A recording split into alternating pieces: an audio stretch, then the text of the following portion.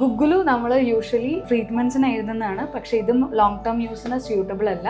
ഇത് ഭയങ്കര തീക്ഷ്ണമാണ്, അതുപോലെ തന്നെ വല്ലാണ്ട് വാദം കൂടുകയും ചെയ്യും. അസ്ഥി ശൃംഖല ഇത് ബോൺ ഹെൽത്തിന് നല്ലതാണ് എന്ന് പറഞ്ഞ് എല്ലാവർക്കും എഴുതുന്നതാണ്. എസ്പെഷ്യലി ഓസ്റ്റിയോപോറോട്ടിക് ചേഞ്ചസ് വരുന്നവർക്ക് സപ്ലിമെന്റ്സ് ഒക്കെ കൊടുക്കുന്നതാണ്. പക്ഷെ ഇത് ഒരിക്കലും ലോങ് ടേം യൂസിന് നല്ലതല്ല. അശ്വഗന്ധ ഇത് ഇപ്പോൾ ഭയങ്കര കോമൺ ആയിട്ട് എല്ലായിടത്തും കഴിക്കുന്ന ഒരു സാധനമാണ്. പക്ഷെ ഇത് ലോങ് ടേം യൂസിന് സ്യൂട്ടബിൾ അല്ല, എസ്പെഷ്യലി ഡ്യൂറിങ് സമ്മർ സീസൺ. ഇത് പിത്തത്തിനെ വല്ലാണ്ട് കൂട്ടുന്നതാണ്. സോ ഓൾറെഡി പിത്തത്തിൻ്റെ ഇഷ്യൂസ് ഉള്ള ആൾക്കാർക്ക് ഗ്യാസ്ട്രൈറ്റിസ്, ബ്ലോട്ടിങ് അങ്ങനത്തെ ഇഷ്യൂസ് ഉണ്ടാവാൻ ചാൻസസ് ഉണ്ട്. അലോവേറ ഇത് നമ്മൾ കോമൺ ആയിട്ട് വീട്ടിലുള്ളതാണ്. നമുക്ക് സ്കിന്നിന് നല്ലതാണ് എന്ന് പറഞ്ഞ് എല്ലാവരും തന്നെ കഴിക്കുന്ന ഒരു സാധനമാണ്. പക്ഷേ ഇത് റെഗുലർ ആയിട്ട് കഴിക്കുമ്പോൾ നമ്മുടെ ഗട്ട് ബാക്ടീരിയനെ ഹാമ്പർ ചെയ്യാനുള്ള ചാൻസസ് കൂടുതലാണ്.